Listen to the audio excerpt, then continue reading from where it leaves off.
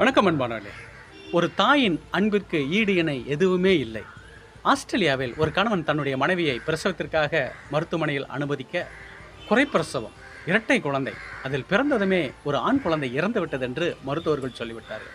அந்த கணவன் என்ன செய்வது என்று தெரியாமல் மனைவியின் முகத்தை சோகத்தோடு பார்க்க, அந்த மனைவி கணவன் முகத்தை ஆழ்ந்த சோகத்துடன் திரும்ப பார்த்துவிட்டு கண்களை கண்ணீர் கலங்க மூடிக்கொண்டு அந்த குழந்தையை தன் தோளோடு வாங்கி அணைத்துக் கொண்டு அப்படியே அன்புடன் அணைத்துக் கொண்டார். 2 மணி நேரங்கள் அப்படியே அணைத்துக் கொண்டிருந்தார்.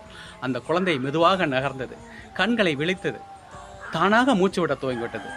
ஆம் அன்பானவர்களே, உயிர் வந்து விட்டது. ஒரு தாயின் அன்பின் அற்புதம் நடந்துவிட்டது. அம்மா என்றழைக்காத உயிரில்லையே, அம்மாவை வணங்காது உயர்வில்லையே, நேரில் நின்று பேசும் தெய்வம் பெற்ற தாயன்றி வேறொன்று